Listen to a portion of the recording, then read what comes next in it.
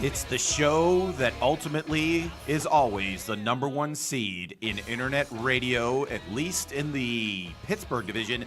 It's the Mike Sasson Show, broadcasting from the Mr. Smalls studio in beautiful Millvale, Pennsylvania. My name is Mike Sasson, the hostess with the mostest. That over there is Alex Clemens, the producer extraordinaire, first ballot Internet Radio Hall of Famer. And if you ever want to visit the Internet Radio Hall of Fame, it is currently outside of Bojangles in Wilmington, North Carolina. It's like a traveling thing. Anyways, it's the Mike Sasson Show. Today, Alex is going to be reviewing Led Zeppelin. The song remains the same, particularly the song Stairway to Heaven. Was it a good song? I don't know. People seem to enjoy it. Alex will get her take in a few minutes. Also, people in Utah, lawyers in particular, got a very special gift in their emails. We'll tell you what it was. Also, in Miami, they have horses and clubs. Yeah, horses. That's it. I'll show you because it's very silly. Also, Trump supporters are inundating Stormy Daniels with negative emails, and she's having fun with that. Also, I will inform everyone how it is that you need to act when someone recognizes you in public, because it's an interesting thing that happened to me this week. We'll go from there. Again, my name's Mike Sasson. You're listening on www.riversedgepgh.com or on TuneIn Radio across the planet Earth, or you're watching me right now live on Facebook Live, or you're listening on one of the many podcast formats that we eventually put the show on, either iTunes, Google Play, or SoundCloud. Alex, how are we doing today? I'm doing wonderfully. Just so you don't know, if you Alex, there's many moods to Alex. There's many looks to Alex. I always have the look of dad who got thrown out of the house. That's my kind of go-to look. Right now, you're kind of the girl at the library that everyone, because you're wearing the glasses, so you're going to be able to see the things on the screen today, right? No. Oh, okay. I wear contacts all the time. Okay, but so then what do the glasses or the contacts then serve purposes of? I mean, they help, but they just don't help enough. Oh, okay. Well, what do we need to what do we need to make it to where you would get the perfect 2020 division? That's not possible. Oh, really? We can't. There's not the technology Unless I available. get, like, surgery, but I'm not going to get surgery in my eyes. Have you ever approached? Has anyone said to you, "Hey, we could do a outpatient surgery, and you'll have the best vision on the planet"? Do you know anything about those surgeries? Apparently, they're on your eyeballs, so I'm a little scared You're of awake them. for the whole thing. Oh, wow. And they slice open your eyeball. Oh. So no, I don't want to get that done. Okay. I'd rather be miserable. Have you? You're miserable? No. That's a shame. Well, okay. Have you met someone who has done that surgery? Yeah. Really? I think they're a lot more brave than I am. Okay. Well, you need to get braver. You need to figure out how that is. Yeah. Okay. I'll get there. All right. Someday Alex will get braver. Because right now she's got like the girl at the library look, like she knows her way around. She's like the jocks at the school be like, you know what? I'm going to take out Alex to the prom. And everyone's like, no way. And then you like take off the glasses and you put on the skirt, and then like the 90s song, like Kiss Me, comes down, and then you're like, oh my God, she's hot. That kind of deal. Yeah. Yeah. That's exactly what I was going for today. Absolutely. This is actually my laundry day look today. Okay. I have my pair of jeans on that I never actually wear usually in public because they're like ripped to shreds. Okay. They're like your Living on a Prayer Bon Jovi 1987 ones? Yeah. Okay. Well, don't mention the jeans then if you see Alex. Because again, she's a little self-conscious about the jeans. So you're saying were at one point the jeans adequately ripped and then they became more ripped? I know. I got them like this. Okay, so you initially bought them and then you wore them a couple times. Oh no, I was handed them. They were handed down to me. Okay, so someone handed you these ripped jeans. Yes. All right, so I'm assuming an older sister. Yes. All righty. One, just I the know. only. Well, the one you know about. You never know. I don't think I have any more. Well, we'll figure it out. I mean, I guess I could. Yeah. But I don't think so. By the end of the show, we will figure that out. So, if you didn't know, this past week, it was International Women's Day. Yeah. That's an interesting. There's so many things about it. Well, let's get into it. What were some of the things about it? Well, I started my day off to where I couldn't get to work because people were marching. There was a march going on right by my work, literally the street over from where I work, so I couldn't get to work. What were they marching about? Women things. Okay, so they just want women to have better lives. Yeah, I don't even know if they were protesting or anything. I think it was just it's basically a parade almost. So it was a Women's Day parade. Kind of. I think that the one thing that I've always had a problem with is, as an Irishman, I have issues somewhat with the fact that we've chosen the day to celebrate Irish heritage as a day that everybody gets drunk out of their minds and pukes and gets in fights. Yeah. So I think that's kind of insulting to the Irish people.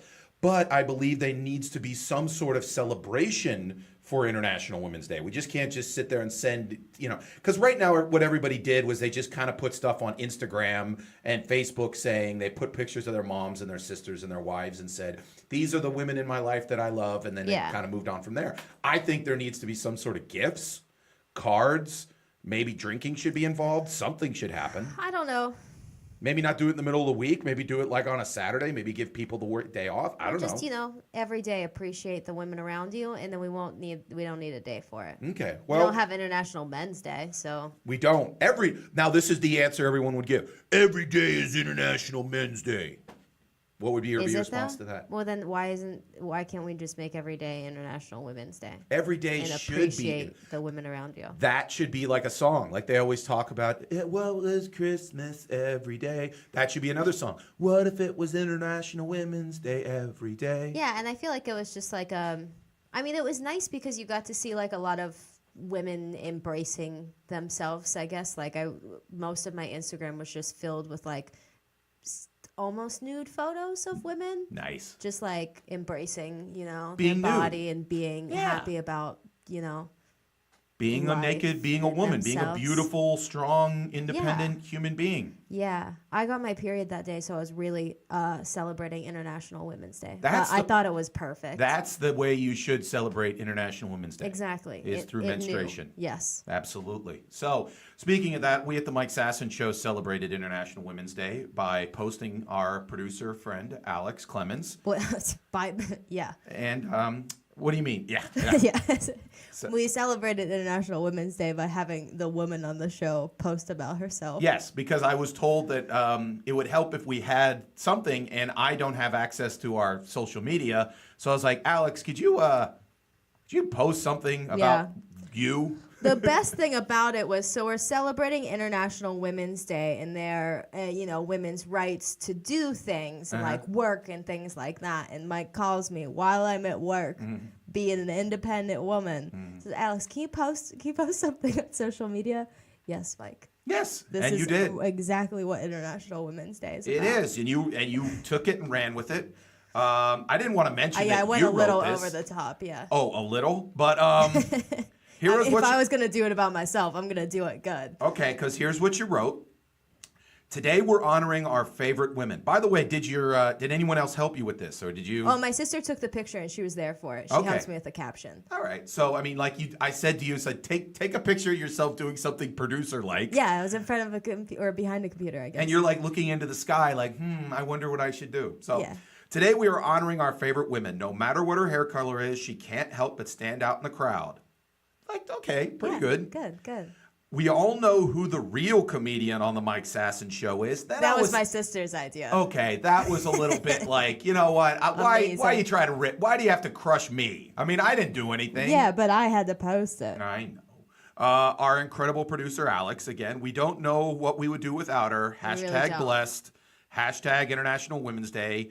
Hashtag she's pretty. Hashtag wow. Hashtag baller status. Baller status. There you go. I think that should be. Gotta put that in every Gotta post. put that. Hashtag blessed. So. Yeah. Hashtag blessed and hashtag baller status are my all-time favorite hashtags. But let me ask you, why is it in the post celebrating women you've got to rip me? I didn't. You said we all know who the real comedian on the show is. Yeah, I was just celebrating myself. Yes, but you don't have to say that, okay, we all think Mike isn't funny. Yeah, no, I didn't say that. Well, if you say that we all know who the real comedian is, it's like you're basically... I didn't say that you just not, as good. Just not as good. Okay, so you're Not saying completely. we all know that Mike is a comedian, but we all know that Alex is hilarious in her own right. Right. That would have been Better. nicer. Yeah. Instead of just saying, oh, by the way, the guy who, hosts the show and who makes money and is a comedian sucks ass. Yeah. That I don't know. That's basically what it said, yeah. That was probably the first what I was draft. going for. That was the first draft. Yeah. Oh, well, again, everyone celebrate National Women's Day in their own way. So, speaking of it celebrating, I celebrated something this weekend, and that is having good pizza.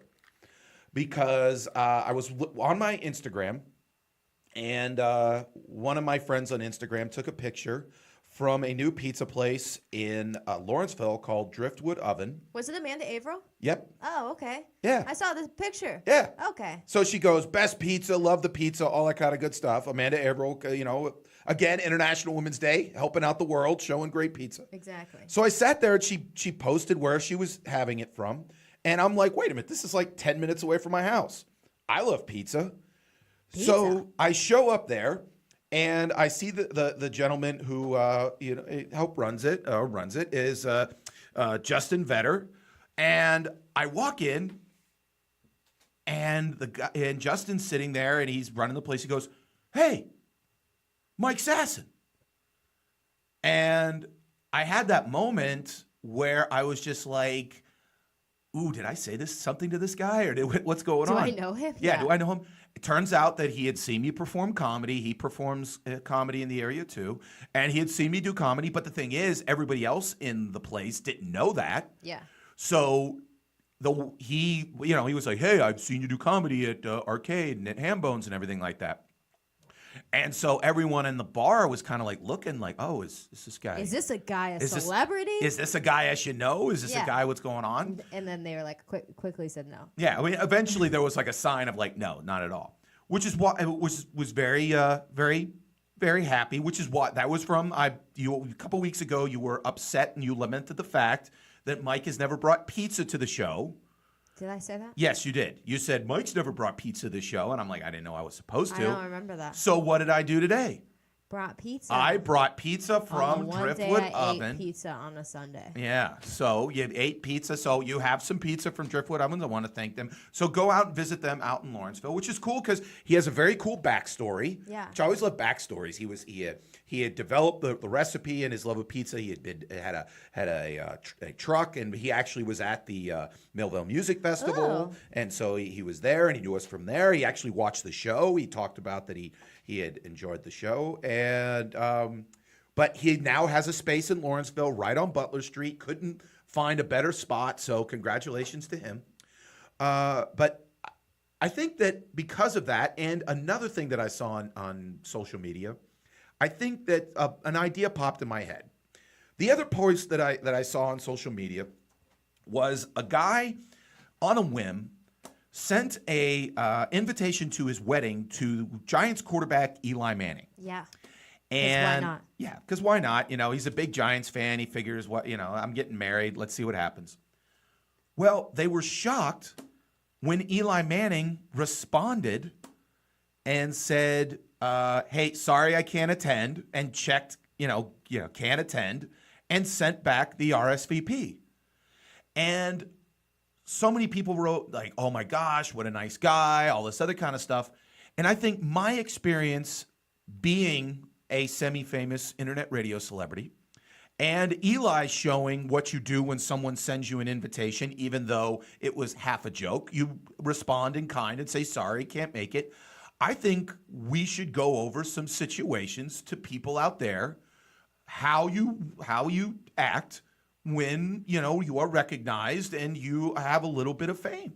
I think that's important, Alex. This is a I would say a community service. Okay. So, a couple stories that have happened to me particularly recently that indicate how I believe you should act.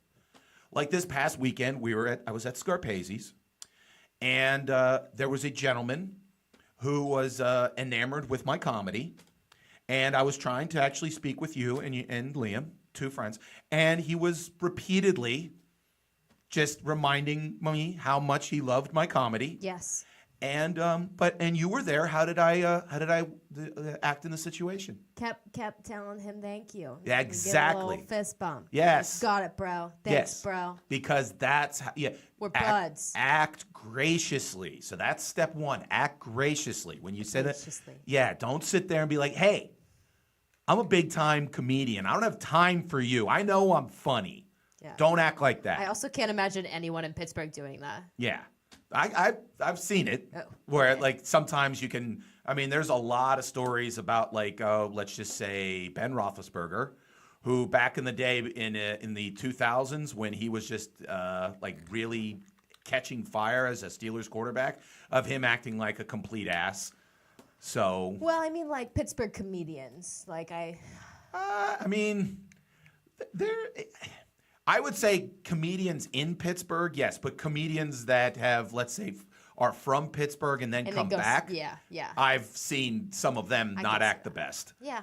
But so I think it's hard too with like people like that dude at the bar. That's just it's difficult. So you're like, I know you're saying nice things to me, but you're also very drunk and a little bit annoying right now because I'm trying to talk to someone. but I feel I handled it as best as possible. Yeah. I don't think there would be really any other way to handle it nicely. Has anyone with you sat there and said, hey, love the show, and then they just kind of keep hammering you on it? No. Now, I would suspect being having a little bit of fame as a man is very similar to being an attractive woman. In a sense that maybe sometimes a man has said, wow, you're very beautiful. And you're like, oh, thank you very much. And then, no, seriously, you're an incredibly beautiful. And like, oh, thank you very No, literally. And you're just like, okay, thank you. I appreciate the compliment of my natural beauty. Whatever. As I would assume, has that happened to you?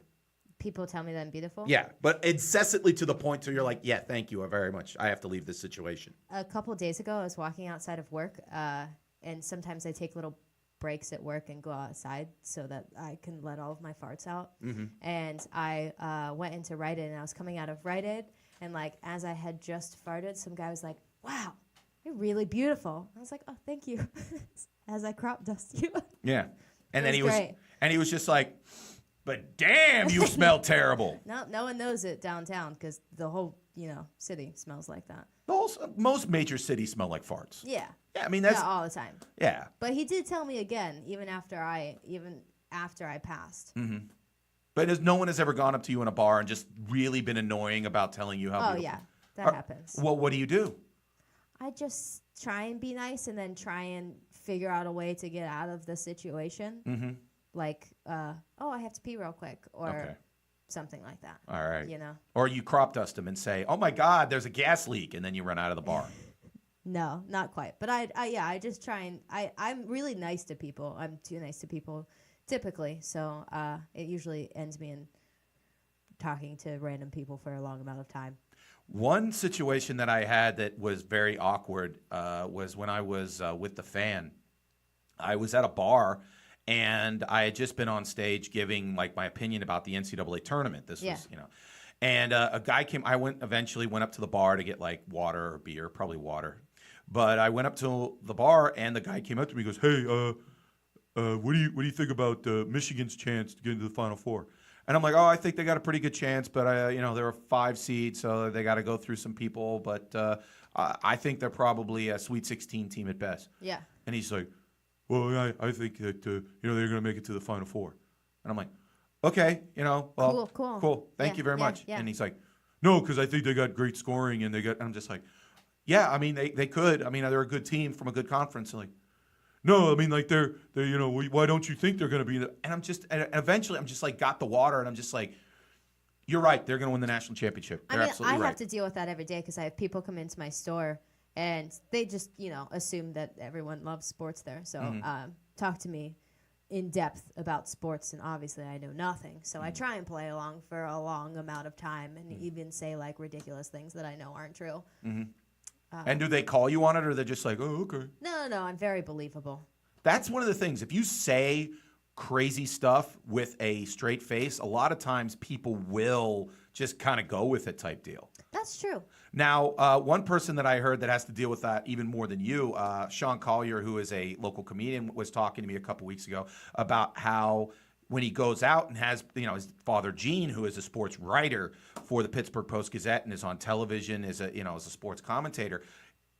When he was a kid, he would go out and it would be, and Gene, I've performed with him on several occasions, extremely nice man. Yeah. And people would come up to him and just be like, so, what do you think the Steelers are going to draft this year? And he's just like, hopefully they get a linebacker. And he's just like with his kid, he's trying to get like pizza, Pizza Hut or whatever. He's like, and he just, and Sean would always just be like, he would just kind of just throw platitudes at him that don't mean anything, but just kind of get the conversation over. It's like, they just got to find a way to score more than the other team. And then that's the best response ever in sports. Because that's pretty much. You just got to score. Yeah. You just got to be a little bit better. Yeah, we just got to find a way to improve. Yeah. Just got to find a. That's one thing the defense has to be defensive, Well, I will teach you. Like, if you really want to, those are some good things to say. Not defense gets defensive. Just sit there. I like that one. Yeah. Though. But if you just sit there, just say, defense got to stop somebody. Yeah. Just say that. And then people are like, yeah, you're right. But, if you say, you know what? Steelers got to, find a way to outscore some people. You know what? You're absolutely right. Yep. Got to play better in big games. You're right. That's absolutely true, Alec. If I could give you about 20 lines that if you just kept repeating them, you would be able to be like on sports talk radio. It'd be no problem. Like I remember when I was, I was on like the Fan. My biggest fear was that someone would have a thought or like some stat that I would have no clue about and I'd sound stupid. It never even came close to happening. It was always just some guy going, I think the Steelers need to find a way to get it going. I'm like, all right, thanks, Bill. Yeah. That's totally agree with you. There you go. So that's all. So I would say in terms of dealing with any sort of compliments because of beauty or because of your show or because of whatever is just be gracious. But like John Lennon had this one thing. He always would say that, now John Lennon's not a great thing because eventually a fan shot him, but he said what he would do is he would sign whatever you put in front of him. He would talk to you, but he would never stop. And I think that's what eventually caught him because they caught him outside of his house and he stopped. If he would have done his own, said his own, done his own, followed his own advice and just kept moving, then I think he would have been okay. Moving. Yeah, so he's just like he would. He just signed it, but just kept moving. Someone said, "Hey, when did the Beatles get back together?" He said, tomorrow, and you just keep signing, just keep moving. Yeah. So I would say be gracious, keep moving, and also fart. That would be the other thing. Is just make sure you smile. Smile. One of the funniest ones that I've heard of was a buddy of mine. His dad was a state trooper in Connecticut. Okay. And there's a lot of like really famous people that lived like down like near Greenwich and stuff like that. The nice place. Yeah. Yeah. And one time he pulled over Tom Cruise. Ooh. And so Tom Cruise is driving like this insanely amazing sports car. And Tom Cruise gets out and he's got the shades and he's being Tom Cruise. He's like, hey. And his dad pulls out his gun. He goes, get back in the freaking car. And Tom Cruise is like, yes, sir. And he puts his hands on the car and he just sits there and goes, don't you ever jump out of a car when you get pulled over. I could have shot you. I don't know what the heck you're doing. And Tom Cruise is like, really apologize. I'm sorry. He's like, and he starts sitting there and goes, what were you thinking? What were you doing? He's like, I'm sorry. And then eventually he just kind of stops and Tom Cruise goes, you know who I am? And the guy goes, what'd you say? He's like, nothing. But have you ever seen me in the movies or anything? And the guy's like, eventually, it's like he knew pretty quickly it was Tom Cruise. Yeah. But he didn't want to be like, oh my God, yeah, you're Tom Cruise, whatever like that. Eventually, he's like, yeah, I think I've heard of you. And he sits there and goes, well, did you like the movies? And like eventually the cop was just like, yeah, I saw Top Gun. It was good. Just slow down and never, don't jump out in front of a cop ever again. But I always thought it was funny that, like, he got Tom Cruise scared, out of his mind because, again, you're not supposed to. If you ever get pulled over by a cop, don't jump out of the car and run at him. Not a smart idea. Not a smart idea. But, again, he was Tom Cruise. He felt like, as soon as he finds out it's me, he'll be like, oh, my God, you're the greatest, in the history of the world. The cop was like, what's this short little man jumping out of his car for? Yeah, crazy. Well, did you ever see him jump on those couches? Imagine that happening to you in front of you. Yeah. You'd shoot him. I bet you would. Oprah wanted to shoot him when he was on that couch. I would have shot him. You would have shot him. You know who else would have shot? Us. Because we're not going to stop. That's the worst non sequitur in the history of the world. Let's start over again. Hey, coming up next, it's Alex's bar thoughts and experiences and my 5 takes and Alex reviews. The song remains the same. Led Zeppelin's great concert film from 1973. We had her watch the famous performance of Stairway to Heaven. Will Alex like it? Will she think it's a dog shit fest of all sorts of proportions?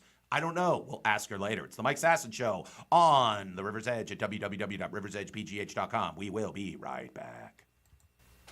Brian Crawford letting you know that Kevin Slogic, my State Farm agent in Allison Park, is here to help life go right and reminds you that you're listening to the River's Edge Radio Network. Come on, go! It's green! Come on! Go! God damn it, Brian. You need to calm down Yeah, with I'm the road sick of rage. these people, these assholes. It's the road rage, man. You gotta calm down on the road rage. Well, I want to get to where we're going. We have a lot of great stuff coming up. We're going to Falling Water, Bicycle heaven. the Mattress Factory, Tuck Knob. Trundle Manor. All right, which way do I go? Which way do I go? Come on, right, come on. Right. Too late now. Right, come on. Well, too late now. I gotta keep going. I'm not gonna sit here like some asshole. Oh, come on, man.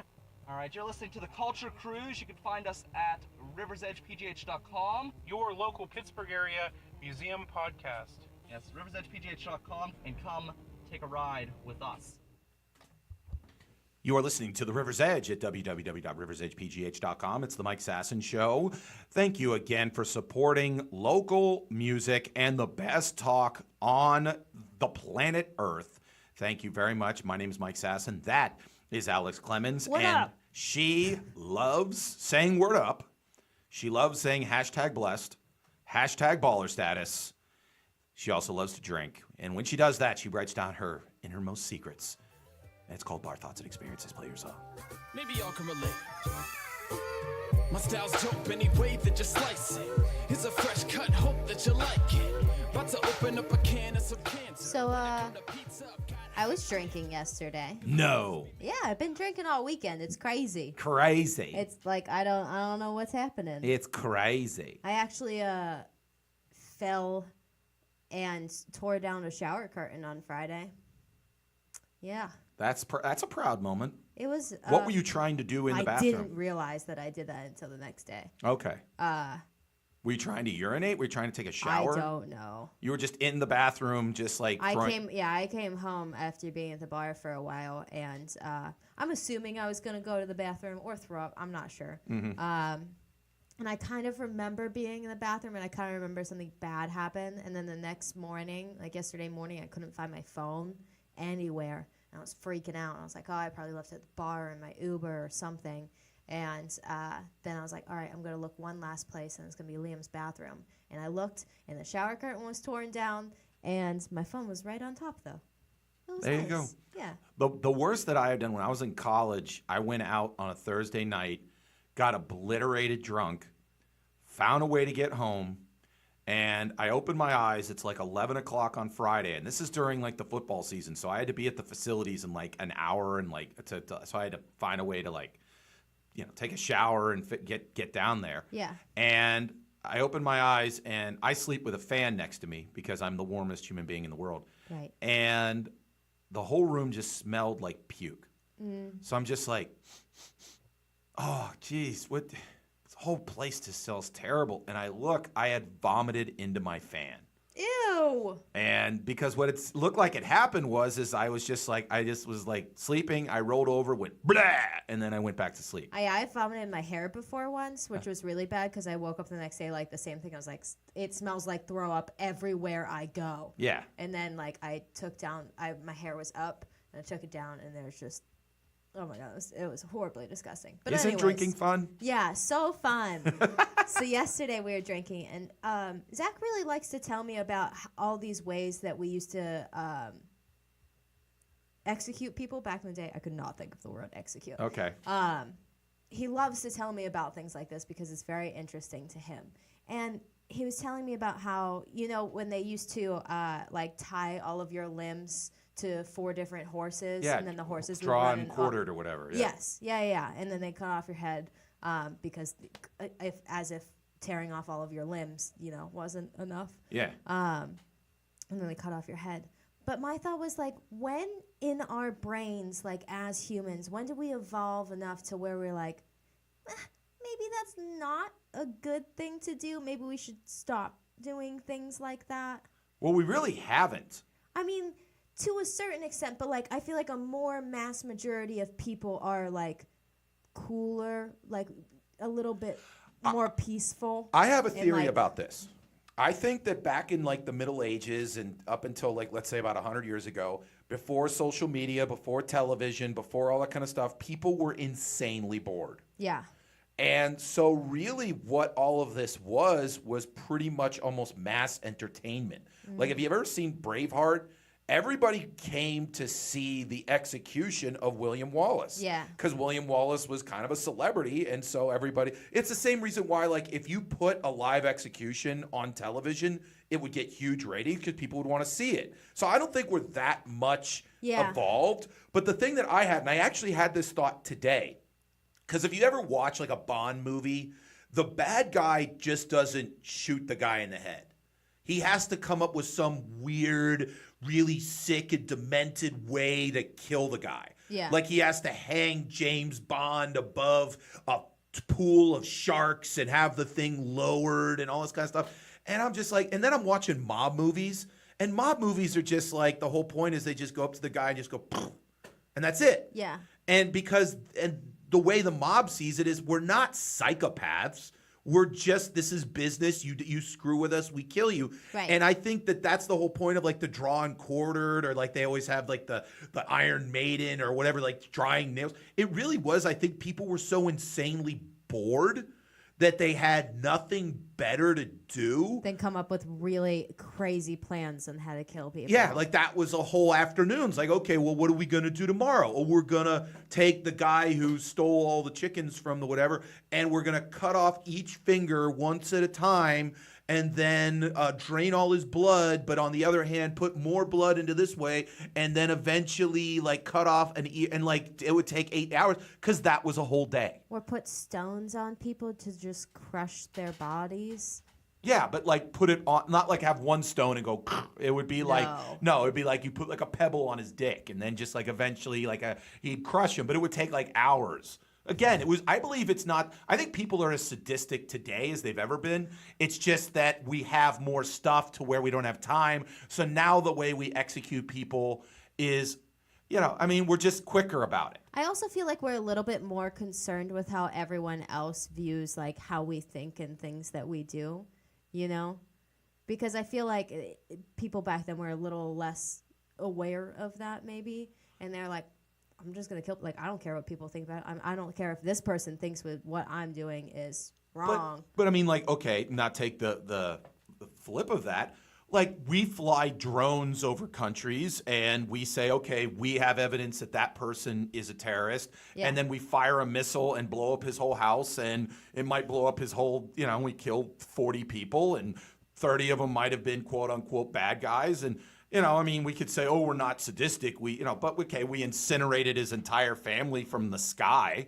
So, I guess if the people in the Middle Ages had the capability to incinerate people from the sky, they would have done it, but they didn't. So they had to resort to like stones and horses and stuff. I guess that's true. I'm glad that we don't, tear people's limbs off as much anymore. Not as much, but also like you have certain like the ISIS who's chopping people's heads off on videos and stuff like that.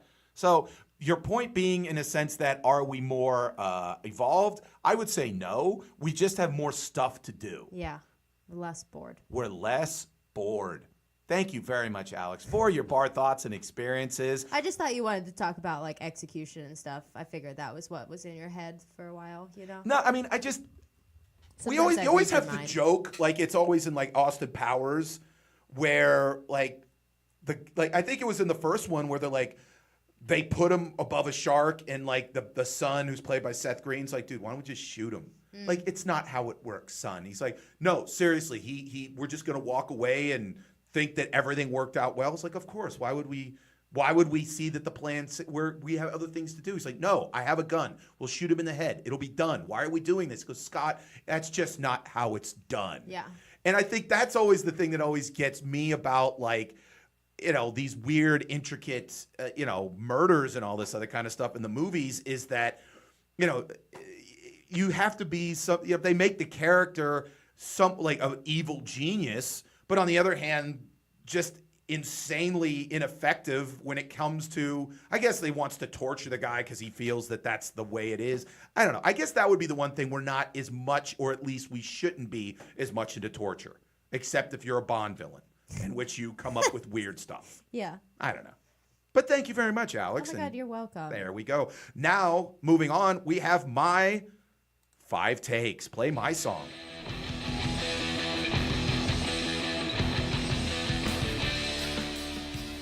Again, this is my 5 takes, which is my bar thoughts and experiences, but I don't drink, so it makes me, I think, a little bit weirder. I love when a plan comes together.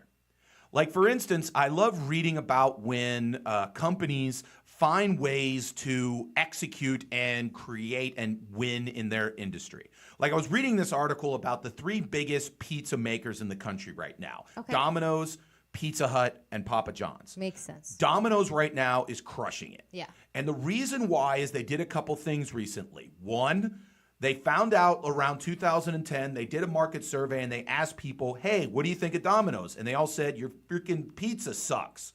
And they went, oh, well, we should make it better. And they're like, okay, yeah, that'd be a great idea. And then they went out and said, hey, what do you think about the pizza? Like, oh, it's better. Well, great.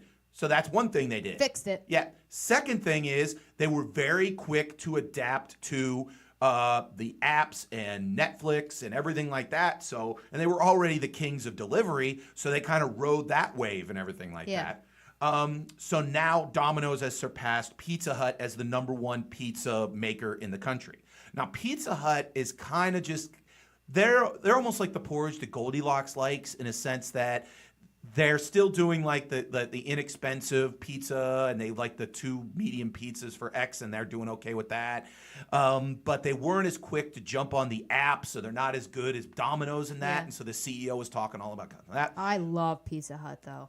That now, just so you know, because you're a huge football fan, they've just signed an agreement that they are now the official pizza of the NFL. Oh, thank God, because that's how I choose all of my pizza places. Well, because there used to be the #1 pizza place for the NFL, Papa John's, has now slipped, and now they're shit in the bed. Yeah. And the reason why is because their big thing is better ingredients, better pizza, Papa John's. And they talked about it, and they were like, yeah, people no longer think that Papa John's has better ingredients or better pizza, and so people aren't eating it as much. It had nothing to do with the NFL. It had nothing to do with people kneeling. So Papa John's kind of has to figure out what the hell they're going to do.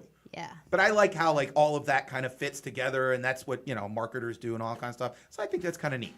Number 4, another instance of how the media is changing, and I love it. Okay. This week, Major League Baseball announced that this year on Wednesday afternoon, like they call them getaway games in Major League Baseball, meaning the team has to like fly out to California, so they play the game like at noon. 45 of those games this year on Wednesday are going to be broadcast on Facebook Live. Ooh. So they're talking about the fact that this could be Facebook's first foray into broadcasting live sporting events. And they're saying that in the future, they could be like how CBS and ESPN bid on the NFL. Facebook could bid on the NFL because they make $40 billion a year in advertising. So eventually you could be watching the Steeler game on Facebook Live. So we're just not going to have cable. Well, Definitely don't need it anymore. Well, YouTube TV right now, I just got 2 new channels. I have YouTube TV, $35. I have like 50 channels, every sports Whoa. channel, all that kind of stuff. So that's doing well. Yeah, I mean, if you own Comcast or if you're DirecTV or Armstrong or anything like that, yeah, you pretty much own a buggy whip factory. And on top of that, this week, more than likely, unless some miracle happens, iHeartMedia is going to announce bankruptcy. Oh. So a Whoops. lot of different things are happening in media, and I love it because guess what? I just love change. I love when people get fired. I love when things happen. I just love it because I love change. I love to because you got to be ahead of it or you're just a tool. But I think that's pretty cool because Facebook has a great business model in a sense. They're essentially an entertainment provider in which they don't pay for the content. Right. Which is an incredible business model. They're like NBC, only they don't pay anybody. Yeah. That's awesome. So, number 3. Pitt and UConn both fired their basketball coaches this week. And they owe them collectively between them approximately $20 million. Ooh, damn. Now, they're trying to get away from not paying them, saying they're going to fire them with cause, which means they violated some part of their contract. Like they're trying to get the Pitt coach screamed at a fan at Louisville when he was yelling at him. They're saying, "Oh well, that's a moral clause." That's blah, blah, blah. stupid. And like UConn, they're saying that he might have violated some NCAA rule, and so they're gonna not have to pay him $10 million. Just pay him the money. I'm sure that they have that. Well, this is the thing. When it was a couple $100,000, yeah, they would just pay him and tell him go away. But now when it's $20 million. When the money goes up, the dirtbag lawyers get busy. Yeah. So, you know what, coaches? If you want to get paid $3-4 million a year, they're going to find a way not to pay you. So that's just what I got to say about that. Number 2, it's weird how people cannot separate a character from the reality. Like YouTube Red is going to do they're going to do a modern day Karate Kid. So they have Johnny from the Karate Kid. Now he's going to restart the Cobra Kai, and like Ralph Macchio's in it, and he's Danny LaRusso, and he's like, in it and stuff. So it's kind of a weird thing that it's like modern day Karate Kid. Okay. And they talked to the guy who played Johnny, the bad guy in Karate Kid, and he's like, yeah, all my life people have thought I'm a complete jerk. Because when I was in the 80s, I played a jerk in The Karate Kid. Aww. I played a jerk in National Lampoon's European Vacation. Every movie I played a jerk. And so my entire life, people thought I've been a jerk. Yeah. And like, that's not just with him. Like, there's a bar in the South Side that has that it's like a horror theme bar. And like one of the things is signed by an actress who was like murdered on Friday the 13th, and it shows like the moment that the killer is about to kill her. Yeah. And she's like signing like Jen, the best wishes, all that kind of stuff. And I'm like, imagine being an actor and you apply for a role or you audition, and the director's like, you know what? People would enjoy watching you get murdered. Yeah. Absolutely. You're the one. You're hired. And you're like, oh my God, people want to see me dead. So I always think that's a little weird that people can't understand there's a difference between character and people, and then people treat them like that. I don't know. I feel like it's hard to sometimes. Like, for instance, like Adam Scott. Mm-hmm. Like when I first saw him in a lot of things, he did play like a super big asshole, like in Step Brothers and stuff like that. Uh-huh. He was like a super big asshole. And then I watched Parks and Rec, and he's obviously adorable and lovable in there.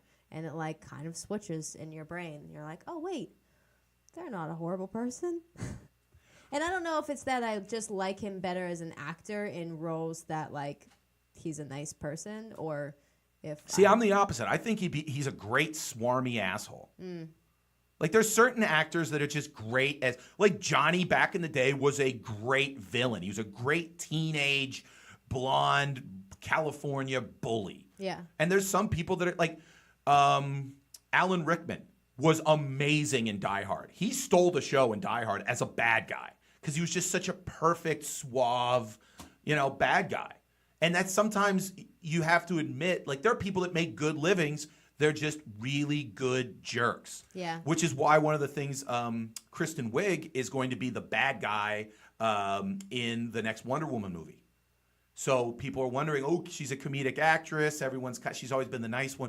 How is she going to play? Now, she'll do fine. Yeah, I think she's she'll do talented. good at that. But she's the bad character, the villain in the next Wonder Woman. So everyone, that'll be an interesting thing there. That's So, interesting. Yeah. I still won't watch it. Yeah, but I haven't that's seen the first interesting. one. So have you seen the first one? No. Okay. I don't ever watch superhero movies. The one I think you should watch is the original Superman in 1978. I'm okay. Okay. Final take. So I was watching, David Letterman has a new show out in which he calls My Next Guest Needs No Introduction. His first two guests were Barack Obama and George Clooney. Right. And I watched them and they were great. This week he had a new guest, which was the girl from Pakistan who got shot by the Taliban because she wanted to get an education. Yeah. So I was like, wow, I want to watch this, all that kind of stuff. And it came to this sudden realization. I think this woman is incredibly heroic. I just don't think that she's incredibly interesting. Aw. Dave was just really trying to get something out of her, and there was really just like nothing there. She's not a good interviewer. Yeah, it's just not a good interview. It's just one of those things where she's speaking a second language. She's not necessarily speaking English, so it's not like she can crack that many jokes. And this is David Letterman. This guy's one of the funniest human beings on the planet. Too. Yeah. So that's one of the. It was very tough because I'm like, wow, you're so. I wanted to watch this thing because she's just amazing person Right. and an amazing thing. But just it was like, oh my God, she's just. It was a lot of It was like women are very important, and I'm just like, I know this, but you got an hour. We need more than this. This is tough. But another thing that was always interesting with these type of things is like she's at Oxford right now, and she's studying politics. Mm-hmm. And Dave goes, well, are you going to get into, are you going to run for office? There's talking you could be the female prime minister of Pakistan. And she goes, no, I'm going to spend my life campaigning for women, to get education throughout the world. And that's a great thing. But my thing was like, well, is that a job? Like, I don't know. It's like, I guess people have that. I guess she has to work for a foundation and raise money. But it's one of those things of like, most of the people that do that, like, have to work for like a government agency or something in that thing. But I don't know. It's just one of those, when someone goes, oh, I want to work to make sure children, oh, so you want to be a social worker. Right. Like you have to work for the government. Like you just can't go like around going, oh, I help working for the world type deal. Yeah. I don't know. Again, great humanitarian, Nobel Prize winner, just maybe not a great interview. Oh. But you know who is a great interview? Alex. And we're going to be talking about Led Zeppelin, Stairway to Heaven, from the concert movie from 1973. The song remains the same. After this break, it's the Mike Sasson Show live on www.riversedgepgh.com. We will be right back. It is pretty cool. It's the Mike Sasson Show live on www.riversedgepgh.com or on Facebook Live or on TuneIn Radio across the planet Earth or on any of the podcast formats, iTunes, SoundCloud, Google Play. And we have our newest segment, Fresh Eyes. Play the song, Alex. Oh my God, I will. I command you. Don't yell at me.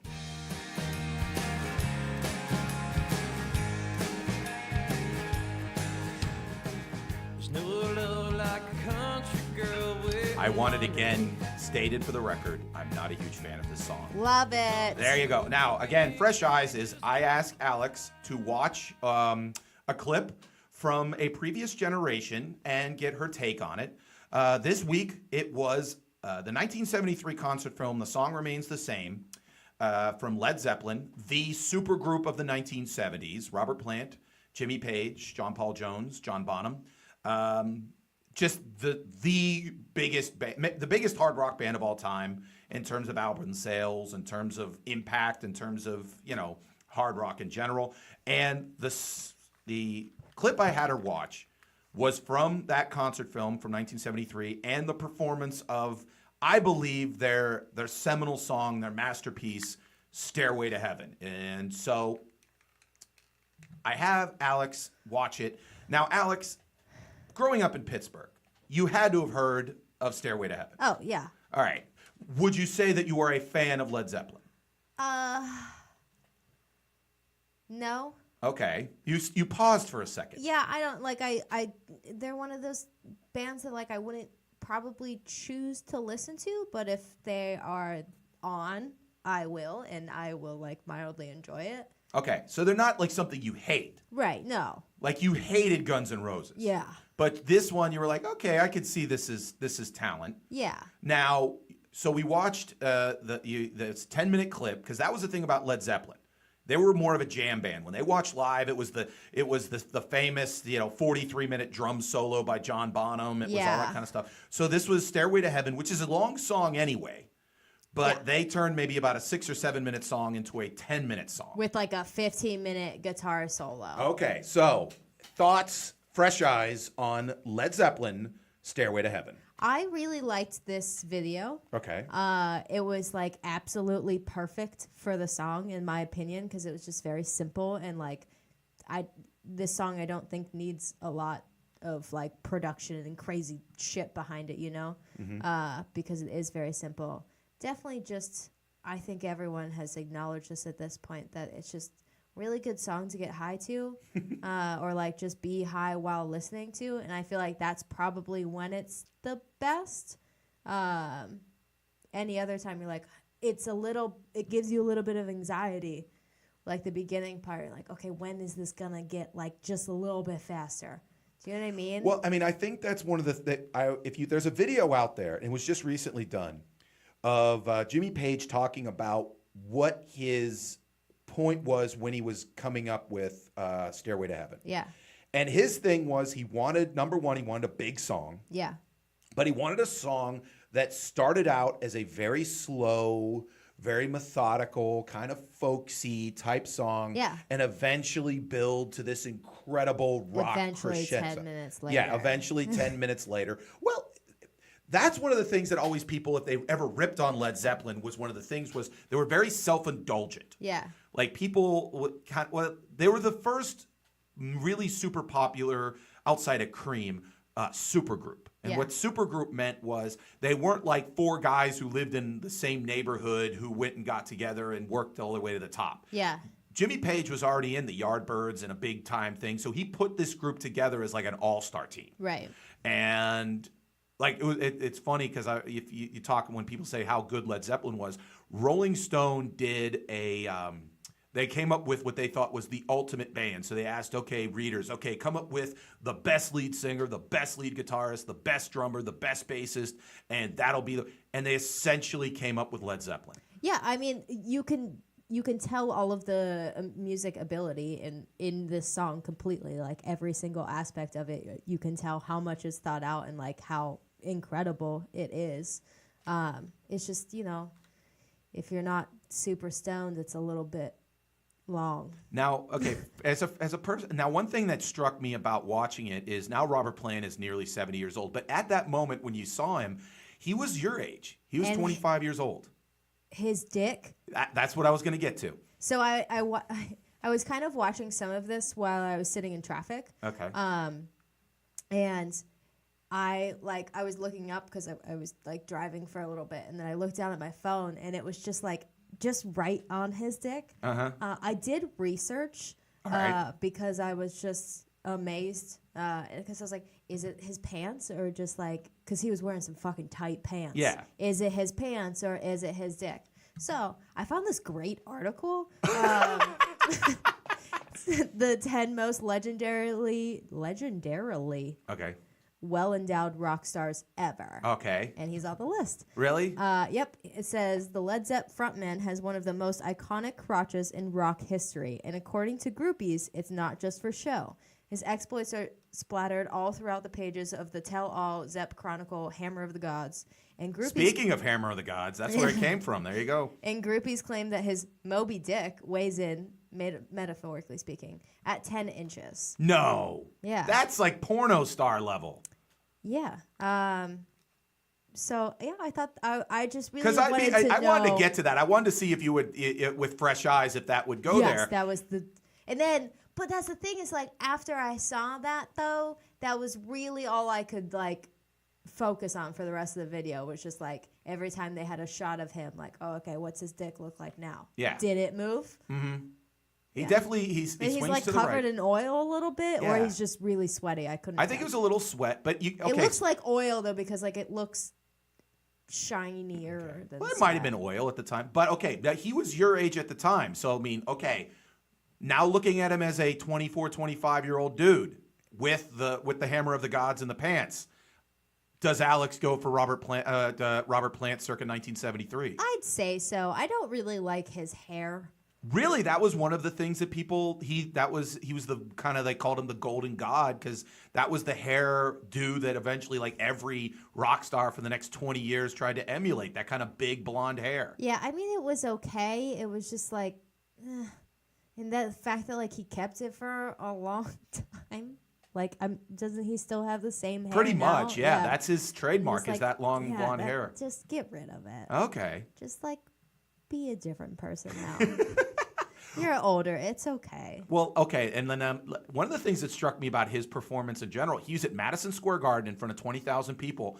He rarely moves. I mean, he just like kind of does his hand motion. I know, and that's what I liked. Yeah. Because it had you focus more on all of the lyrics. Because I think typically when I listen to the song, I'm not necessarily like focused really on anything. It's just kind of more background. And so that's why I liked the music, because the music video, because he did it so simply, and you're like, oh, I'm so focused on all of the lyrics right now. And his dick. Yeah, and his dick. All right. So, okay, fresh eyes, Alex Clemens. Would you recommend someone of your age to watch Led Zeppelin Song Remains the Same? Yeah, I feel like I'm probably one of the last people of my generation to watch it, I would assume. I'm not Have you ever, because it's a pretty famous concert documentary, a little bit filmed in Pittsburgh. Oh. If you see the beginning, they're going through the Liberty tunnels, and they nice. drive into Old Three River Stadium, and you see like them, because what they used to do, which was cool, because they were one of the first bands to have just like fuck you money. Yeah. And like it used to be that a band would come in and just get their guarantee and walk out. Yeah. What Led Zeppelin did is they got a 90-10 split. So they got 90% of the ticket sales, and the promoter got the 10%. Damn. And they do it because they sell thousands of tickets. Yeah, they came and they were amazing. So what they would do is they were the first one to have their own Lear jet. So they would, if they were playing the East Coast, like if they were playing Pittsburgh, they would stay in New York all day. And at like 3 or 4 o'clock, they get in limos and they drive out to the airport, fly to Pittsburgh, go straight to do their sound check, go in the back, and then come out. And then at the end of the show, they wouldn't stay in Pittsburgh. They'd get on a Lear jet and fly back to New York City. Yeah.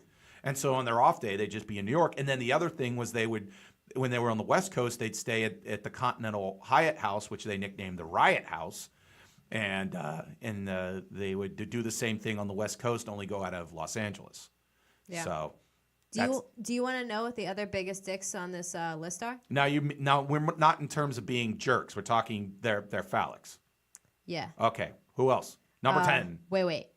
They're not in numerical order. Okay. Sorry, but I would just really want you to listen to this one. So Jay-Z is on this list. Okay. And this is a quote. This is a quote from Tales from a Groupie. Okay. And it says, "The biggest dick you will ever see in your life. Huge. Like a 1-liter Pepsi bottle. What do you call those? The 20-ounce bottle. It's beyond huge. It could block the sun." Now, but okay. If you eventually score from a groupie, Robert Plant, or like Jay-Z, do you want to say that your conquest had a little member? No. So you kind of want to say that he was packing heat. Yeah. I don't know. I mean, you tell me. If you have a dude and you like the guy and you're bragging to people, you're going to sit there and say the sex was great and the guy was well endowed and all this kind of stuff, Yeah. even if necessarily you're fibbing a little bit. Yeah. I don't know if I would say that his dick blocked the sun. Well, again, it's being quoted, so one of That's a those lot. things to where I'm not saying that Jay-Z's. I mean, I'm saying Jay-Z. If you're watching it, I know Jay-Z. Beyonce definitely watches. Jay-Z might just peep in and out. But I mean, I'm sure you're nice. But to say that you've got a 20-ounce bottle, that's some heavy hitting. We also got Tommy Lee, Tommy Lee, we've seen on the Pam Anderson one, so that's no bullshit. Tom Jones. Tom Jones is famous. It was Tom and his Jones. Huey Lewis. I never heard Huey Lewis. It was a When asked which rock star had the biggest penis of all, super groupie. Oh my God, I want that to be my title. Super groupie Connie Hamzy didn't hesitate before choosing the News lead singer. He's Really? the biggest. I've always said he's the biggest. Well, you ever seen like? She said it on Howard Stern, so it has to be true. Okay. Would you ever hear the sweet like American band like we're an American band? They go sweet sweet Connie. Like they talk about her in that song. Oh no, I didn't know that. Yeah. So yeah, she is super groupie. I think she's out of like Little Rock, Arkansas, and like it was something to where it was almost a rite of passage that you got to screw her. Yeah. And then there's another groupie that did. This was back in the '60s. Did plaster casts of rock stars' junk. And another guy who was notorious for having a huge member was Jimi Hendrix. Yeah. And she I has could see a that. plaster of his junk. And she says she doesn't show it to anybody, but she's got a lot of famous rock stars' dicks. That's a really good way to remember someone. Well, to prove that you did it, I mean, I got a plaster of, whatever, Eric yeah, Clapton's but how junk. do you know? That It it's could be his? anyone's dick. Well, you'd ask him to sign it later, I guess. Yeah, but still, you could just sign it. There you go. There you go. I don't know, but I think I might start doing that. Just start being To a super everyone groupie. that I sleep with, just hey, can I make a plaster cast of your dick, just for shits and giggles? You know, I have a collection, and I open this one closet, and it's just like a walk-in closet, and just like a museum full of Penises. plaster penises. Yeah. You could that could be a big thing with Pittsburgh. Everyone's trying to get like a day one, like they always talk about first day like vacation type things. Like that's why like on the North Shore they're gonna build like a Ferris wheel. Yeah. Because they want things on that first day that you go to the casino, you go to a pirate This game. is what we have to do. Yeah, we got to do this, and then you have Alex's Museum of Dicks. Ugh. Yeah. That sounds good. Where would you build the Museum of Dicks? It'll be in my house. Okay. Yeah. You'd invite like random people into your house. Yes. Would you have like a And video? then maybe I could get more dicks that way. Yeah. And then you just sit there and say, hey, like you sit there and say, hey, if you'd like Alex to for a little bit of scratch to do your penis, then maybe sign up, take a Polaroid, go from there. Sign up. Remember when this segment was about Led Zeppelin? No. Oh, okay. I mean, maybe don't make your video all about dicks, and we won't talk about them. Well, for do you 10 think minutes that video? afterwards. I don't know if that video was all about dicks. I mean, it just I don't know. It definitely. He was definitely the fifth member of Led Zeppelin. I would say It that. definitely was a lot about dicks, and he definitely. It's not like he didn't know that his dick was showing that much. In 1970 Like something. he had to place it there. He had to have. Well, I mean, because tight putting those- pants back in the day was a big thing. Yeah, and putting those pants on, like you're gonna have to place it somewhere because it wouldn't just naturally go to that side, you Okay. know. So he knew, and I think that he wanted it to be a lot about his dick. Someday, you're going to interview Robert Plant, and I want you to do 40 minutes of just asking questions about his penis, like serious questions. I can do that, All right, what would be your I first don't- question to Robert ugh. Plant?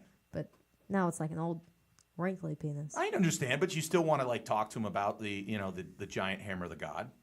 Yeah. What would you say? Would you say in song remain the same when you knew that you were going to be filmed for this concert film? How much preparation did you do in terms of how your junk would look? Yeah.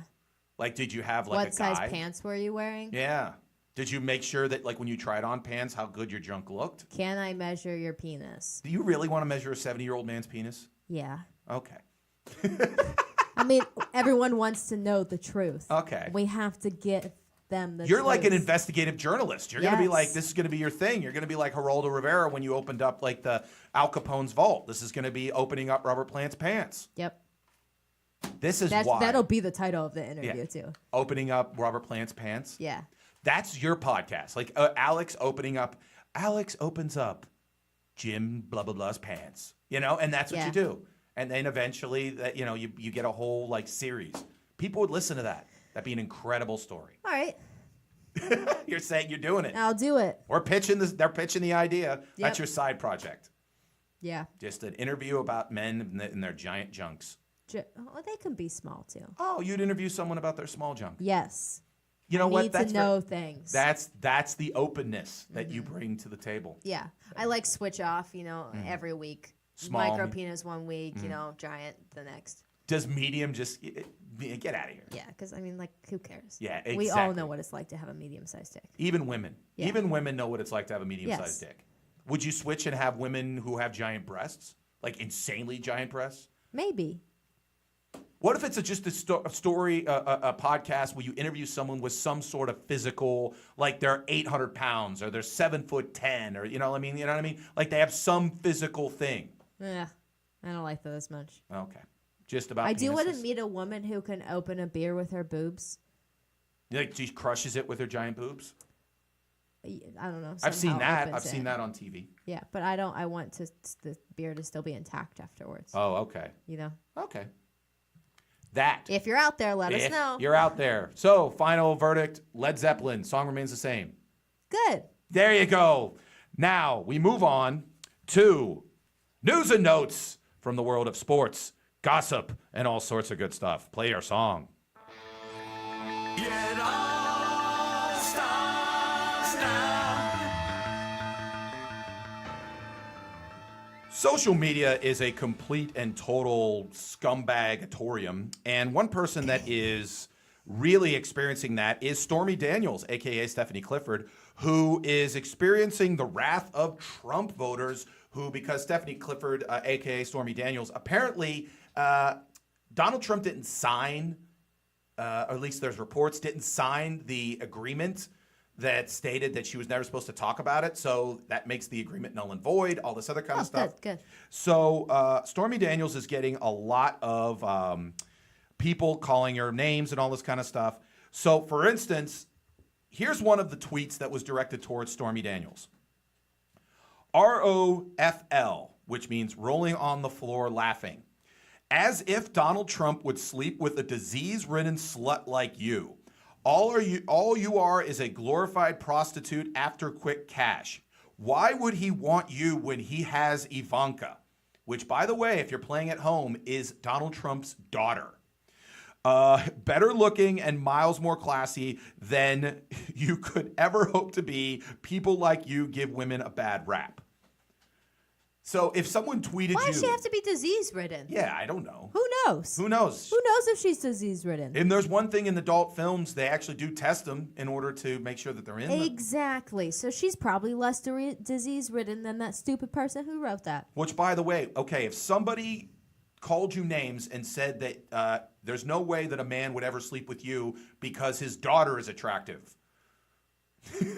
I just, I don't know. Why aren't you insulting Trump then? Yeah. Like it's somewhat of an, that doesn't even make He's any claiming sense. that there's no way that a man of Donald Trump's stature could Right. ever have sex with a porno star. Which I was sitting there saying I was kind of Donald impressed that he Trump's- was able yeah, to... he's ugly. Yeah, he was like 60-something years old. She was 28 and blonde and had big boobs, and he got her. And I thought that was pretty cool. That was Yeah. pretty, that was pretty baller on his Why end. wouldn't he? Yeah, She's not disease ridden. yeah. I'm standing up for her. There you go. Another thing that she got Go, is girl. Stormy Daniels. It just what John O'Halian said was skank, which was SCANK. You're gonna call someone a skank? At least do it right. Spell skank. It's SKANK. Indeed, it is, Mike. Yeah. So make Even sure you know how to spell that. There you go. Now again, how would you pronounce SCANK? I'm saying that's snake. That's like a bad coffee. I would Skank. skank. Who knows? I don't know. And then here's Either way, another it's one. wrong. This one I will end the story on because I think it was very powerful. This is Susan of Carolina. It says, I got called a lot at high school when I was I got called whore a lot when I was in high school. When I was with myself, I would really let it get me down, and I still don't like being around those people. Stormy is funny and quick. I guess it gives me smile because she says things I couldn't say, and then Stormy Daniels replies back, slut and whore are words used by people who feel threatened. I find power in them. So kudos to Stormy Daniels owning the fact that she's an adult film star. She's an actress. Yeah. One thing that I never got is if Robert De Niro gains 50 pounds to play Al Capone or Tom Hanks loses 50 pounds to play someone on a deserted island, they say, wow, what an incredible actor for using their body to really commit to something. But if a porno person has sex on camera, it's the worst thing in the world. Right. You're using your body in a scene in which you're playing make-believe. I think we need to get Stormy on this show. I think we do. I think she'd do really it too. start that floozy movement. Floozy. She could be the first floozy. She could be the Rosa Parks of floozies. Well, I'm the first floozy. You're the first floozy? Yeah. Okay, so you're the Jackie She Robinson can of help the me floozy be a movement. spokesperson. She'd be a spokesperson. Yeah. You're that's honestly, you should just get a T-shirt that just says floozy. Yeah, I want that. But what would it be in rhinestones or just plain old Nope. just block Black and letters? white. Black and white floozy. Mm-hmm. We got to make that happen. Someone else who can't make it happen are apparently conservatives in Washington, D.C. A lot of people moved into the area, men in particular, who work now for the Trump administration, and they lament the fact that if they put on their Tinder profiles that they work for Trump or they work in the White House, that women don't want to date them. That's hilarious. Now, Alex, would you not date a man because of his political beliefs? No, unless he, it's just like religious beliefs. Mm-hmm. As long as you don't put them on me and don't tell me that I'm a bad person for not believing the same thing and don't really talk to me about it, I don't care. Yeah. As long as you're pretty. There you go. And you have a good personality. That too. Pretty good personality, and you have a hammer of the gods. Sure. There you go. Good for him. Now, speaking of, Utah is kind of a conservative place.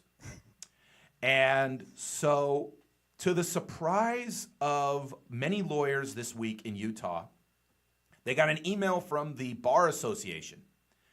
And they open up the email from the Bar Association, and guess what they got sent?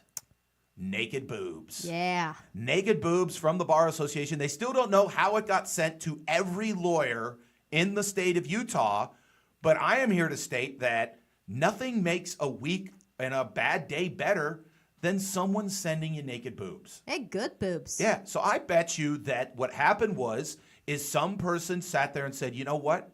Everybody seems down. It's kind of a dreary, Tuesday afternoon.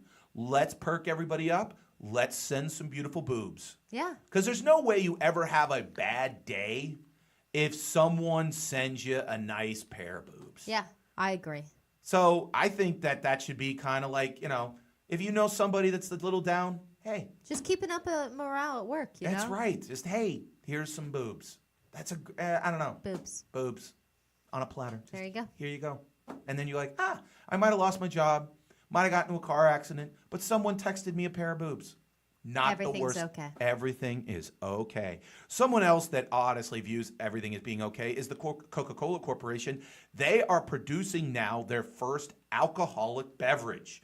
In Japan, they're taking some sort of special, ginseng weed or something like that, and they're making an alcoholic beverage, which some people feel is possibly the precursor to Coca-Cola starting to produce an alcoholic beverage maybe here in the United States. Now, they claim that they don't want to, but in my opinion, they're throwing away a ton of money if they just came out with Jack and Coke, Yeah. rum and Coke Yeah.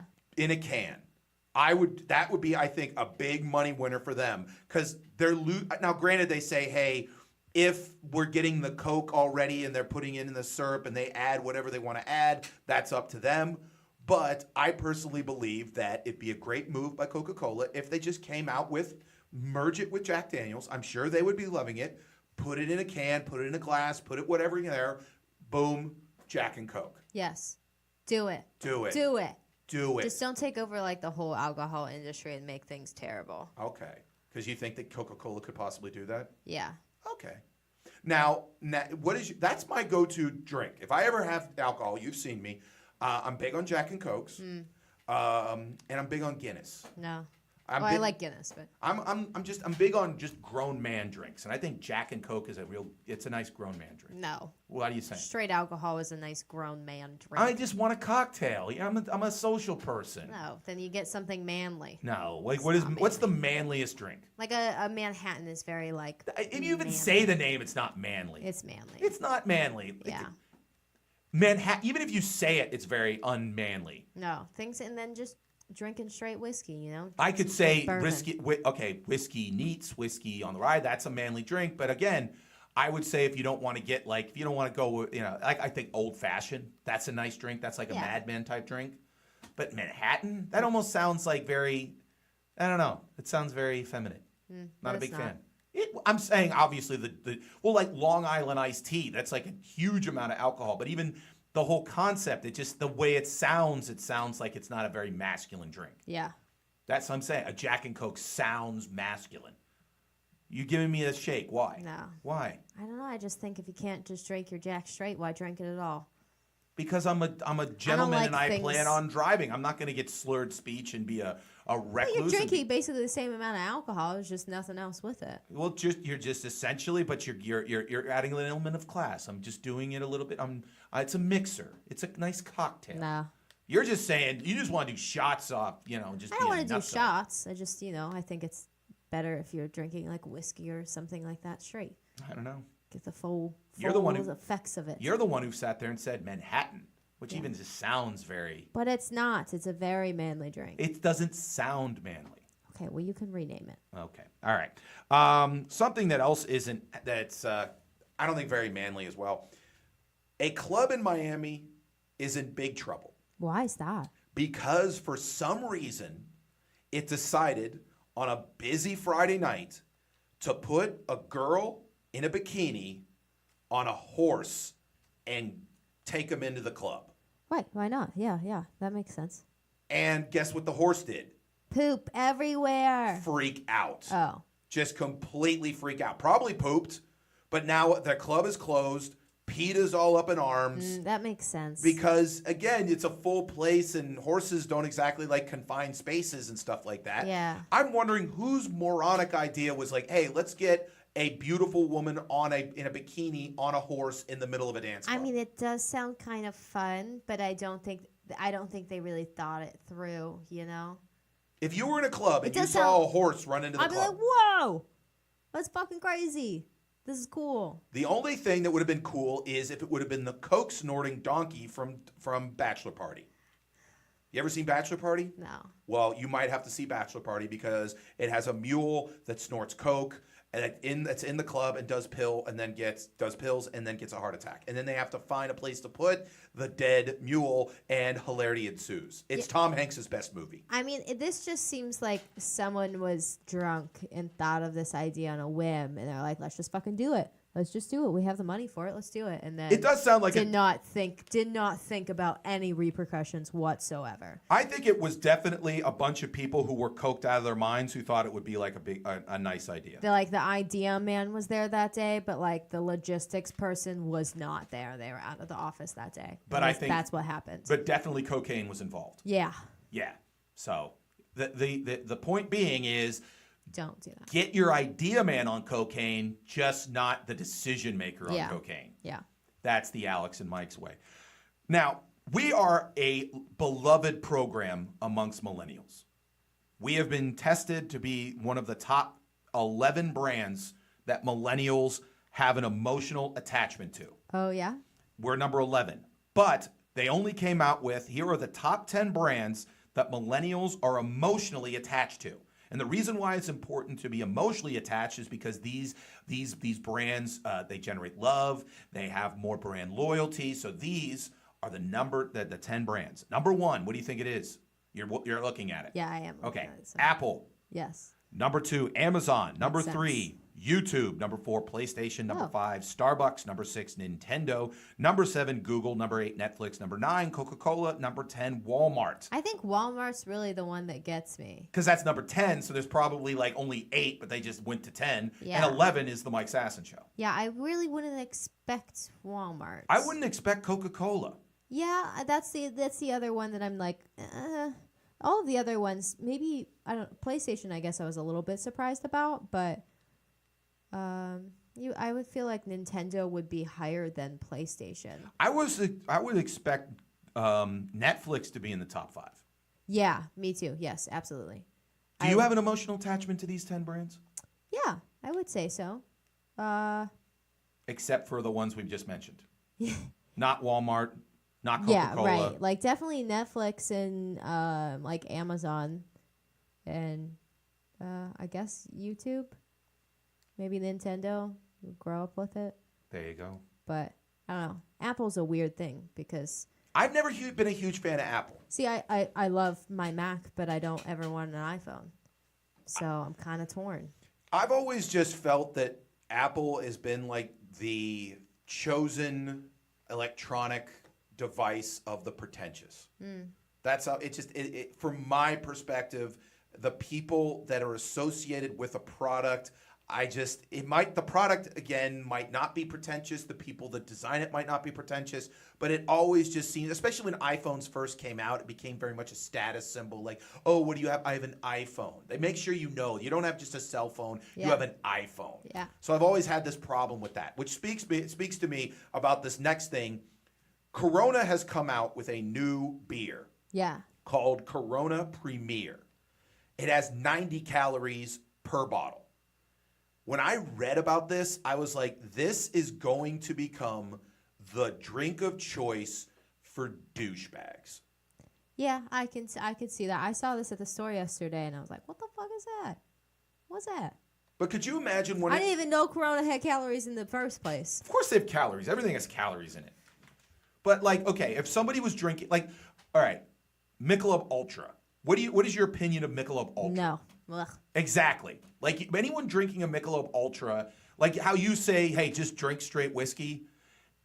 Just if you're that concerned about like calories and carbs, don't drink beer. Yeah. Like it's not even it's pointless. It's really pointless if like it doesn't taste good. You're basically drinking like gross water. Yes. And That it's doesn't get you drunk. Right. That's the whole point. Like, why even drink it if it's not getting you drunk? Yeah. It's not like it tastes good. But You're it has only low allowed to carbs. drink things like that taste good and don't get you drunk. Yeah. But it has low carbs. And that's what I'm saying. It's the whole Yeah, like just drink some fucking water. which is why I think that Corona Premier is just going to be that brand for just douchey 24-year-old dudes who are trying to get abs, so they don't want to go with like the high carbs, but they want Coronas and all. I just could just see this beer just being the choice of the douche. Yeah, I wonder if people would drink this. I kind of want to see if people drink it at bars and stuff. How do you like the name Premier? No. Again, I think if I went to someone's house and they like this is what they offered me, I'd be like, really? Just can you just drink a regular beer and maybe work out a little bit more? Mm-hmm. Yeah, just cut back on something else in your life. We'll do and some sit-ups later. Yeah, don't be a douche. Yeah. See, that's the people who put the beer out there might be wonderful people. They might, give to their favorite charities. It's just you could tell. That's the same thing I think about Apple. It just seems to be one of those things that just screams like this pretentious kind of pretending kind of douchey attitude. I don't know about that, but yeah. Well, whatever. Speaking of someone who is absolutely not a douche, Michael Shannon, who starred in the Oscar-winning film The Shape of Water. Yeah. Which, by the way, I didn't even know this, is about someone who has sex with a fish. You didn't see a preview for it? No, I didn't even know it existed until 10 days ago. Yeah. It's Splash. You ever seen the movie Splash? No. With Tom Hanks, where he has like relations with Daryl Hannah? And Daryl Hannah plays a mermaid. A woman? Yeah. Okay. Daryl, you never seen Splash? No. Okay, well, you got to see Splash because you're a big fan of mermaids. I can't watch all these movies. Okay, You literally told me to watch like 5 movies in this one episode. Okay, well, get at it.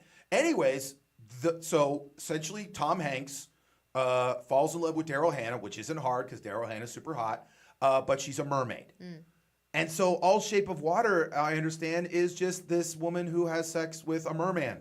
But not really, because it's less of a man. Oh. Like less human, like it's more monster, like can't talk and things like that. Okay, but there is like So some it's sexy. more. I don't know. Okay. I haven't seen it. I saw the previews for it. All right, so same here. I didn't even see a preview of it. That's why I'm figuring that out now. But Michael Shannon, who I remember from the great Boardwalk Empire, apparently was in Chicago with helping a buddy, I guess, promote a play or produce a play. Watched as the movie that he starred in was winning an Oscar from a bar in Chicago. Yeah. Which to me is badass. Badass. That's how you want to win your Oscar, while you're sipping a tall boy at a bar in Chicago. That's how you do it. Yeah, very humble. But it's not even humble. It's just like, you know what? I don't give a damn about your stupid, pretentious awards. I got stuff to do. Man, everything is pretentious to you today. Yeah. I don't like The whole world is pretentious. It is the whole world is pretentious, except me. I never pretend. Kidding. I pretend all the time. Anyway, so, but like, I just think that's badass. It's a not give a damn attitude. Big fan. Big fan, Alex. Yeah. Big fan. Moving on. Speaking of movies, they did a study, and I don't know why they asked this, but they said give the perfect scenario for a perfect movie, like a perfect Oscar-winning great movie. And these are the elements that make a perfect award-winning movie. Number one, an engaging plot. It's typically a drama. It has 2 villains. It is directed by Steven Spielberg. Tom Hanks is the male lead. Meryl Streep is the female lead. Tom Hardy and Judi Dench are the supporting actors. Yes. 2 plot twists. It should feature a hero and a heroine. 2 romantic moments. 3 fight scenes.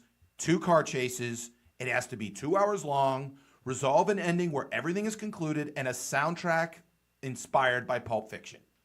That is the perfect award-winning movie. How great would you feel if you were one of those actors or actresses that was like, I am essential to an award-winning movie? That's pretty cool. I'm a huge fan of Judi Dench. Yeah. I mean, all of those people, I love them. Meryl, I think everyone's just kissing her butt just a little too much. I just like, every movie she makes, I've admitted this on this show, I have maybe seen in full 2 movies ever that Meryl Streep starred in, like from start to finish. I'm not talking about I popped in and then walked out. I'm talking, okay, and everyone like talks to her like she's the god of acting.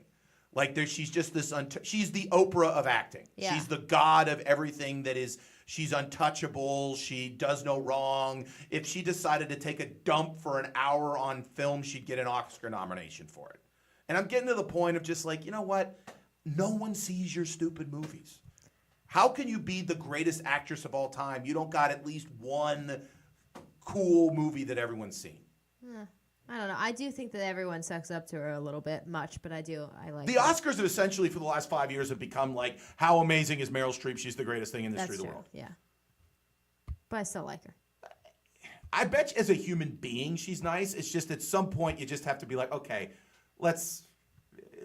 I guess this is her time, and she's the grande dame of. She's the it girl right now. She's the it Hollywood kind of queen of the Oscar. Again, she's the female Oprah. That's the other one. Everyone always talks about Oprah like she's some god. She's a successful broadcaster. That's great. But they treat her like she's a deity. Yeah.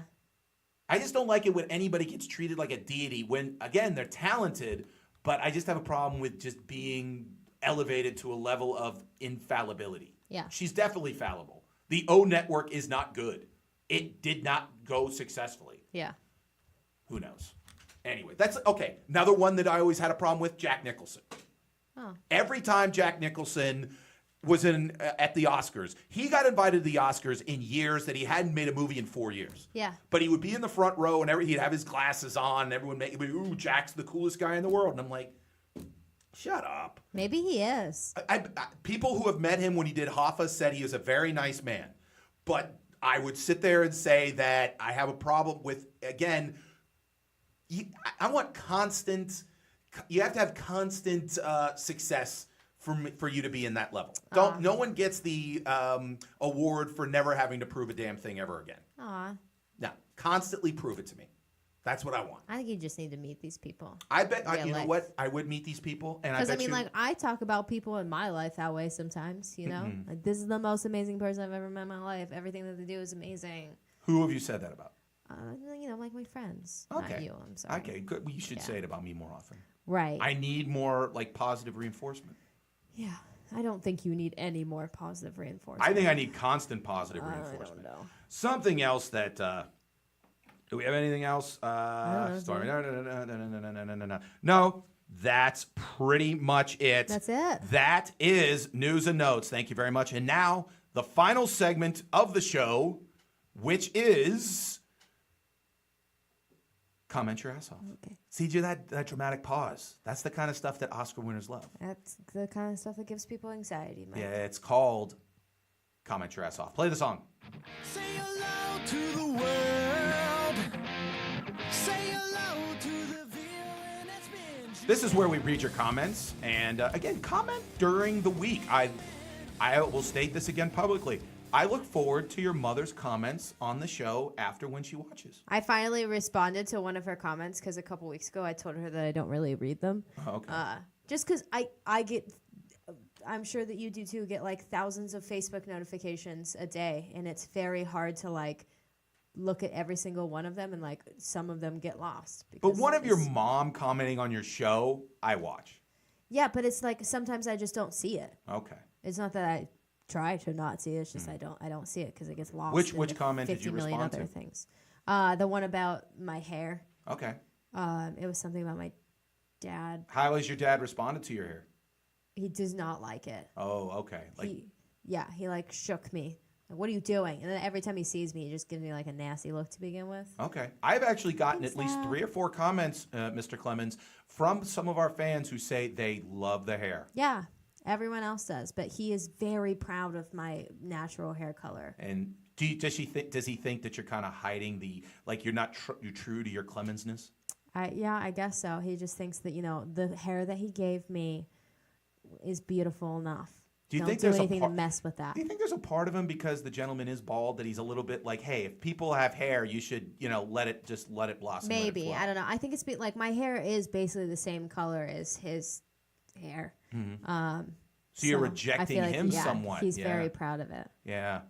Like when I cut my hair a little shorter, and bald people this week were a little pissed at me because they're like, oh, you're cutting your hair. I mean, like, come on, you're it's like flaunting that it's going to grow back.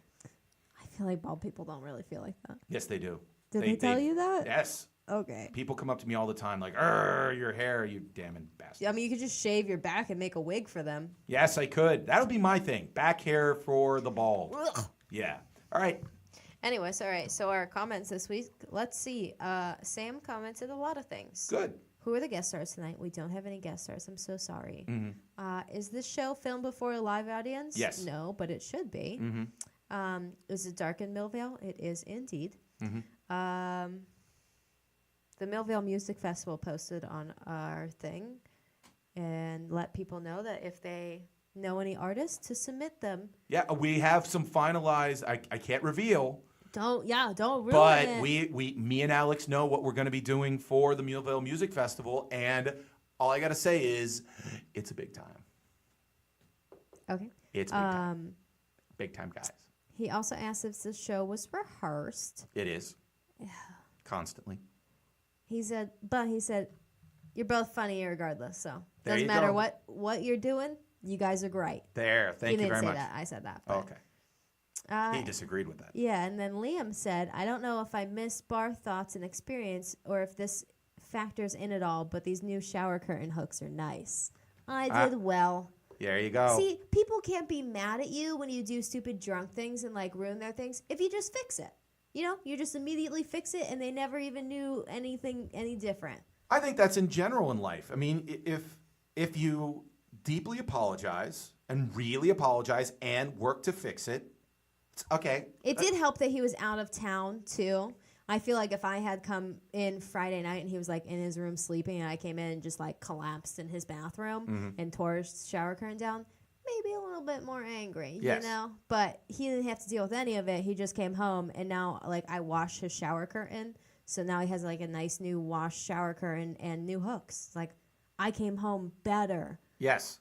Than Your drunkenness before. improved his life. And I got a new shower curtain as well. Ooh. Because it has flowers on it. It's so cute. There you go. But I have to clean my bathroom first, which, Yeah. it's gross. Mm-hmm. There's just poop everywhere. You shouldn't do that. My parents they figured out how to add things to their grocery list through their Alexa today. Okay. And so the only things on our grocery list right now are poop, pee, and prophylactics. How did that happen? How did what happen? Like your parents go, okay, they have a grocery list and they say, Alexa, add Add chicken poop noodle soup. add poop to our grocery list. They add I hope that that our Alexa is listening right now and she has done these things.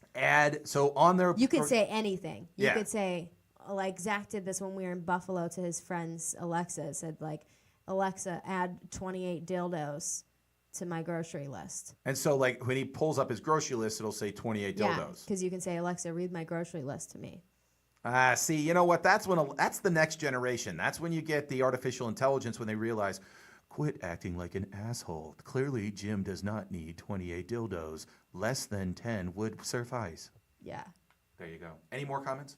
No, that was it. There you go. 28 dildos. And bitches ain't one. I don't know. I was almost saying, What? 99 dildos and a bitch ain't one. Hit me. Anyways, Jay-Z has a large penis. All right. So next week, Alex, you will be not here. Yeah. So she's getting I'm going a to be little- soaking up the sun. Soaking up the sun down south. So Alex will come back with some amazing stories.